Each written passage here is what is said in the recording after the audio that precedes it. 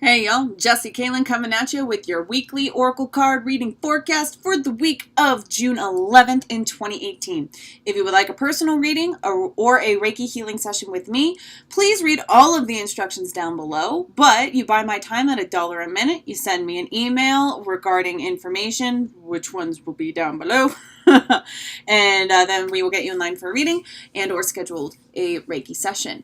Energy exchange donations are always and infinitely grateful. Thank you so very much for anyone who decides to contribute to the channel in such way. Suggested $7.77. And if you would like to be a monthly supporter on Patreon, there is a symbiotic giving and receiving of Reiki for your money contribution, energy for energy. And of course, if you would like to join me on Facebook or Instagram for daily card pulls, and as well as a chance to win a personal reading, just not like a real one, but just like a picture of a card and a written message. That happens over Facebook and Instagram from time to time. And always keep your eye peeled. I will be popping up every once and again for live reading sessions where you can get an opportunity for a live reading event or a live personal reading, or it's a really great time to ask questions about the collective, about global consciousness, that kind of thing. Whew. All right, business done away with. I will see y'all for your divine message. Hello, Sagittarius. For your spread this week, I'm using the Shadowscapes Tarot by Stephanie Poon-Min-La. All right. Pui-Moon-La. Yeah, I think I said that right. Let's see what's going on for Sagittarians and those drawn to this message this week. All right, Spirit. That's good. It's going to take a minute for the cards. They just feel like they need a good shuffle.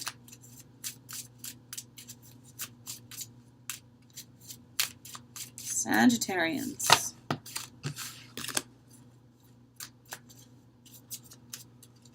Okay.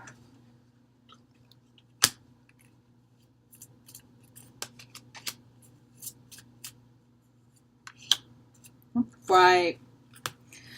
This week you are propelling your energy into the future. The overall tone is 8 of Wands. This means a lot of work to do, a lot of wish making to have happen.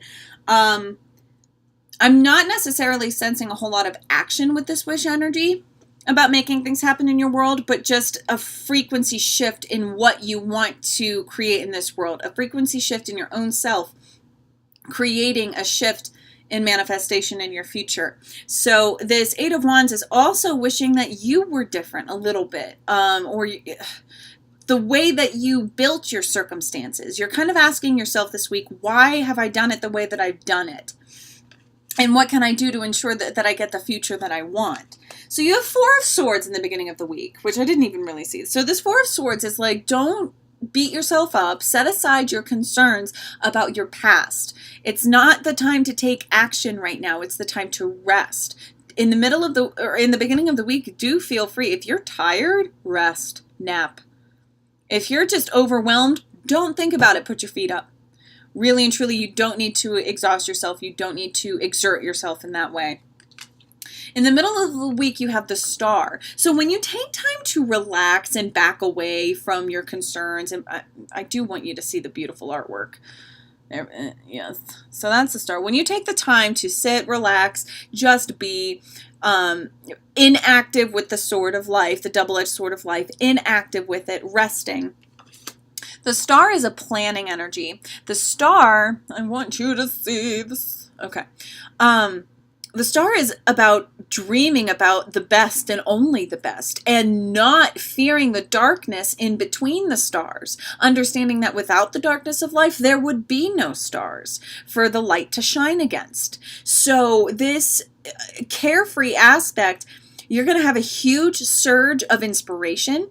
You're going to have a huge surge of dreaming. You're going to have this desire, and you are to let that fill you. You're to let that be that wish-making capability, right? So with the overall tone, the 8 of Wands with the Star, man, dream big, babies. Dream real big. And then you have the King of Swords. The King of Swords knows that to wield the double-edged sword of life is a great responsibility to get that which you really want. Sometimes you're going to have to cut things away from life. You are no nonsense at the end of the week. You don't have time for the frivolities of life. Not to say that, like, your inner child is not going to be fed. It is. It's providing structure for your inner child. It's knowing that sometimes you have to do a tough thing or two, either internal or external, to get what it is that you want. This is also a very sharp-minded person, and this is a divine masculine ruling energy within everyone's individual selves. Or if you're of the divine feminine frequency and you resonate with that, and there's not a whole lot of masculine energy flowing through you, allowing the divine masculine energy around you through life to provide a structure for you. You know, your higher self always provides whatever balance you need. So this, and the higher self is the one that works with the angels and actually could be seen as angels. You know, it's, we're all one, right? So the power of one, limitless. But there is a decision-making process I'm sensing at the end of the week for y'all. A decision to be made that might not be so pleasant. It might come with a cost, but the benefits outweigh the pros outweigh the cons. Benefits outweigh the risks. They outweigh the alternative or the aftermath, the inevitable. The risk is worth it.